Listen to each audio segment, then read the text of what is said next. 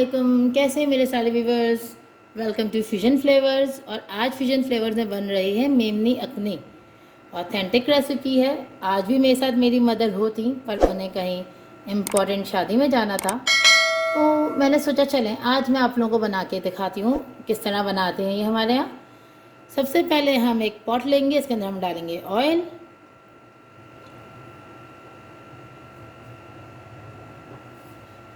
Oil को हल्का सा गर्म होने देंगे, ज़्यादा गर्म नहीं करना है, बस हल्का हल्का गर्म होता है, उसमें हम ऐड कर देंगे अनियंस। यहाँ पर मैंने जो है वो अनियन ऑलमोस्ट 4 मीडियम साइज़ के लिए हैं। अखनी को आप ये भी कह सकते हैं कि लाल मसाले वाला पुलाव भी कुछ लोग कह रहे होते हैं। ज़्यादातर इसका फ्लेवर बीफ में मज़े का आता है। और इसके अंदर प्याज वैसे तो दो भी, मतलब पुलाव में हम दो भी ले रहे होते हैं, बस बहुत होती हैं। लेकिन अगर इसके अंदर आप प्याज ज़्यादा लेंगे तो उसके मसाले में फ्लेवर अच्छा आता है, क्योंकि जो राइस है ना वो फिर ड्राई नहीं होते। वरना आप देखें राइस जो है ना खाने में बहुत ड्राई लगते हैं, ऐसा लगता है बहुत ही रूखा रूखा सा हो रहा है। अगर अनियन ज़्यादा होती है, प्याज ज़्यादा होती है, उसमें मसाला थोड़ा ज़्यादा बनता है, तो उसमें चावल जो है वो बड़े अच्छे तरीके से मज़े से जाते हैं और उसका एक फ्लेवर बहुत मज़े का आता है। प्याज हम यहाँ हल्की हल्की सी फ्राई करेंगे। देख सकते हैं आप लोग प्याज का कलर जो है वो चेंज होना शुरू हो गया है। ठीक है, अब हम इसके अंदर ऐड करेंगे गरम मसाले हमारे। ये देखें, ये लौंग है, 2-3 लौंग आपने ऐड कर दी, एक बड़ी इलायची ऐड कर दी, चंद अदद काली मिर्चें ऐड कर दी, थोड़ा सा ज़ीरा ऐड कर दिया,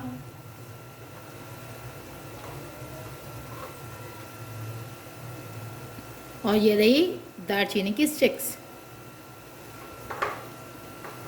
हल्का हल्का सा ये फ्राई होना शुरू हो रहा है। गरम मसाले भी, प्याज भी देखें अब अपना कलर लाइट लाइट सा चेंज कर रही है। अब हम इसके अंदर ऐड कर देंगे साथ ही गोश्त।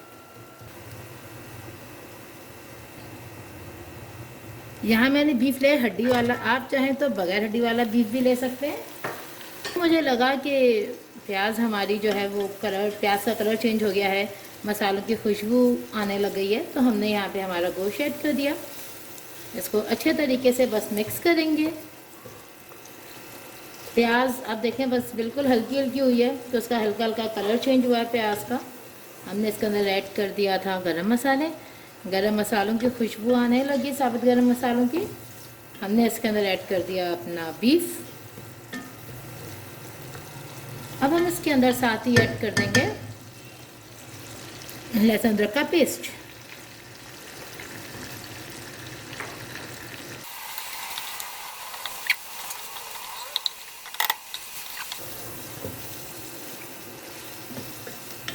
इसी कच्चे प्याज में ही हम साथ ही इसके अंदर शामिल कर देंगे टमाटर,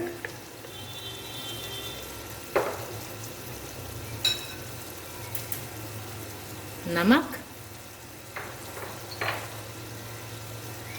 हल्दी। हल्दी थोड़ी सी आज आप लोगों को ज़्यादा दिख रही होगी, 1/4 की जगह ½ टीस्पून।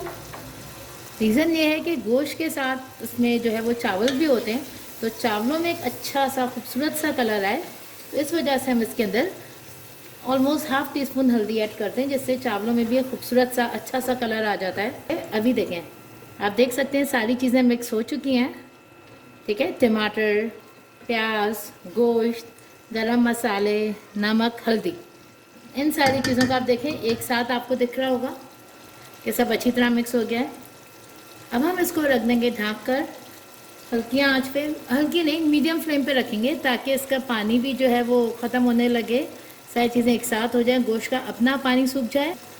फिर हम इसके अंदर ऐड करेंगे पानी। अभी हम इसको ढकेंगे, आंच थोड़ी मीडियम पे करेंगे, और फिर मैं आपसे मिलती हूँ 5 मिनट बाद। इसको ओपन करके देखेंगे, पानी काफ़ी हद तक ड्राई हो चुका है, मुझे ऐसा लगा। ये देखें आप, और आप यकीन जाने खुशबू बहुत मज़े की आ रही माशाल्लाह से। ठीक है, आप देखें पानी कितने हद तक ड्राई हो चुका है। बस हम इसको 2 मिनट और भूनेंगे, इसके अंदर पानी डाल देंगे और इसको फिर हम रख देंगे गोश्त गलने के लिए। आप सोच रहे हो कि इसके अंदर मसाले क्यों नहीं डाले, तो मसाले इसमें अभी नहीं डालेंगे, मसाले डालेंगे जब हम इसके अंदर आलू डालेंगे, तभी हम इसके अंदर मसाले डालेंगे। ठीक है, ये ऑलमोस्ट डन है। बस 2 मिनट में इसका पानी और खुश्क हो जाएगा। देखिए तेल ऊपर आना शुरू हो गया है। 2 मिनट में इसका पानी और खुश्क हो जाएगा, प्याज का, टमाटर का, गोश्त का अपना पानी। फिर हम इसके अंदर ऐड कर देंगे ऊपर से गोश्त गलाने के लिए ऑलमोस्ट 2 गिलास जितना पानी। ठीक है,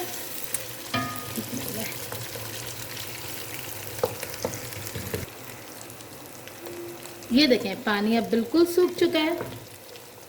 आप देख सकते हैं कि बिल्कुल ऑयल अलग हो चुका है। हर चीज़ आपको प्रॉपर दिख रही होगी कि प्याज गोश्त सब एक साथ हो चुका है। थोड़ी सी जो हल्की हल्की सी प्याज रह गई है, हल्का हल्का सा टमाटर आपको दिख रहा होगा। जब जितनी देर में गोश्त गलेगा तो वो तो बेचारी सब्जियां हैं, वो तो फ़ौरन ही गल जाएंगी। ये देखें, ये जो मेरा जग है इसमें ऑलमोस्ट 2 गिलास पानी आ जाता है। पानी ऐड करके इसको हम कवर करके रख देंगे गलने के लिए। लेकिन हम पानी ऐड करने के बाद 2 मिनट के लिए तेज़ फ्लेम में रखेंगे ताकि इसका जो एक बॉयल है वो आ जाए। उसके बाद हम इसकी आंच धीमी करते हैं और गलने के लिए रख देते हैं। आप चाहें आप इसको कुकर में गलाएं, आप चाहें आप इसको नॉर्मल देगची में गलाएं, आपकी जैसी विश है।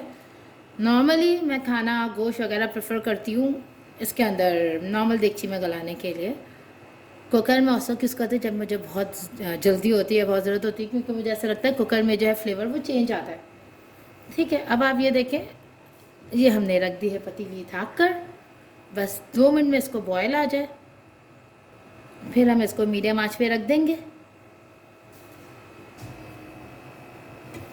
ये देखें साइड में बबल्स आ गए और प्रॉपर बॉयल आना शुरू हो गया है गोश्त को। अब हम इसके आंच जो है वो धीमी करेंगे, इसको गलने के लिए रख देंगे और उस वक्त तक पकाएंगे जब तक कि 80% गल ना जाए। फिर हम मिलते हैं इंशाल्लाह ताला ऑलमोस्ट हाफ एन आवर बाद या 45 मिनट्स बाद। ओके, इसको हम ढक देंगे। अब मिलते हैं 45 मिनट्स बाद। माशाल्लाह से गोश्त हमारा गल चुका है अच्छे तरीके से, पानी भी नहीं बचा है इसके अंदर और बहुत अच्छा गोश्त गल चुका है। अब इसके अंदर ऐड कर देंगे हम आलू और मसाले। जैसा कि मैंने आपको बताया था कि गोश्त गल जाएगा तो फिर हम इसके अंदर ऐड कर देंगे आलू और मसाले। मसाला देखें आप सब एक साथ हो जाएगा, एक जान हो जाएगा। अब इसके अंदर डालेंगे आलू और जो सारे मसाले हैं जिससे इसका फ्लेवर आएगा। आलू पहले डालने की वजह सिर्फ ये है कि जो मसाले डालेंगे उनका फ्लेवर आलूओं में भी आ जाएगा। अब हम ऐड कर देंगे लाल मिर्च पाउडर, धनिया पाउडर, ज़ीरा पाउडर, गरम मसाला पाउडर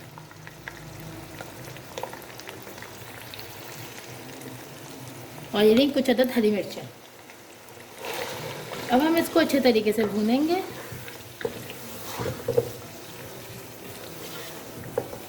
और आप यकीन जाने बहुत अच्छी खुशबू आ रही है।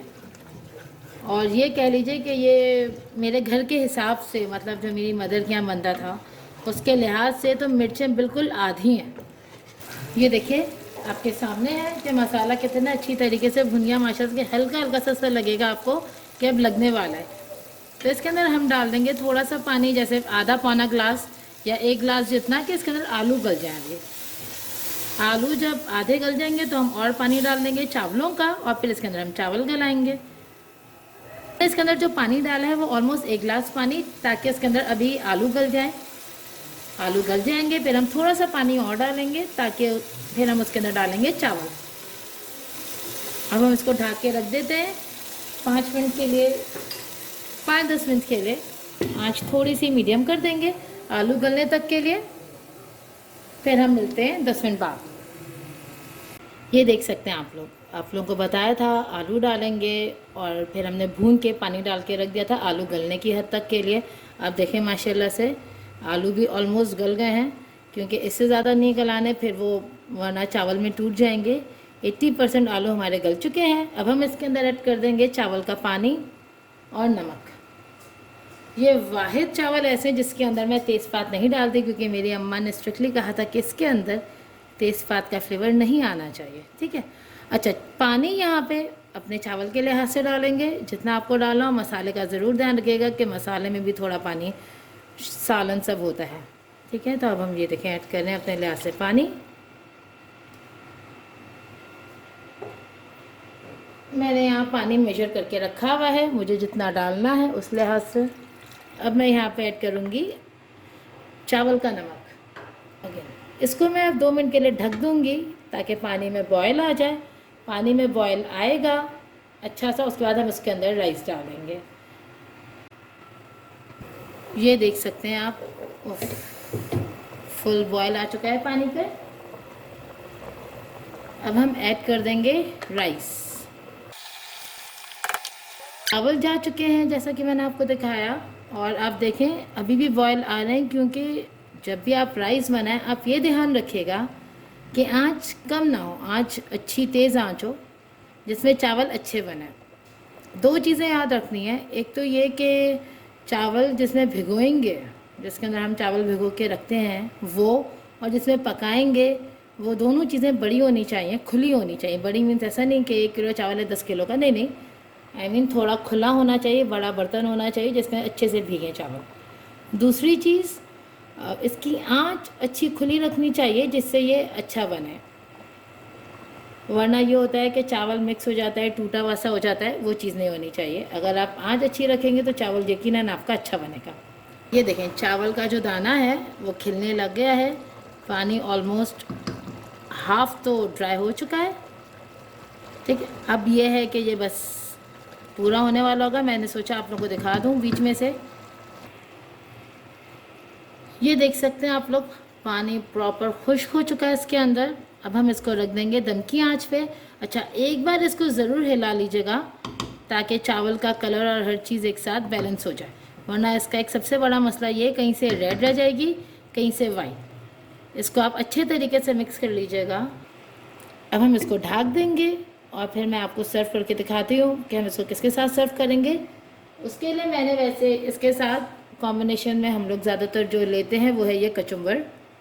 इसके अंदर योगर्ट होती है, cucumber, onions, tomatoes, green chilli, बिल्कुल हल्की सी ब्लैक पेपर, एक चुटकी से भी कम, और सॉल्ट। इन सबको अच्छे तरीके से मिक्स करके वो इसके साथ कहा जाता है। आप चाहें तो चॉप कर लें सारी चीज़ों को, चाहे तो लच्छे वाली प्याज, मतलब बड़ी बड़ी प्याज काट लें, जैसे सालन में थोड़ी मोटी मोटी प्याज यूज़ होती है, जिसको जिस तरह पसंद हो। ये देख सकते हैं आप लोग, माशाल्लाह चावल हो चुके हैं हमारे। मज़ेदार किस्म का धुआं आपको दिख रहा होगा चावलों का, बहुत ही अच्छे से चावल हो चुके हैं। बीच में एक बार मैंने इसको हिलाया था, जैसे मैंने आपसे कहा था कहीं कहीं से वाइट रह जाते हैं। देखें चावल का दाना माशाल्लाह से पूरा।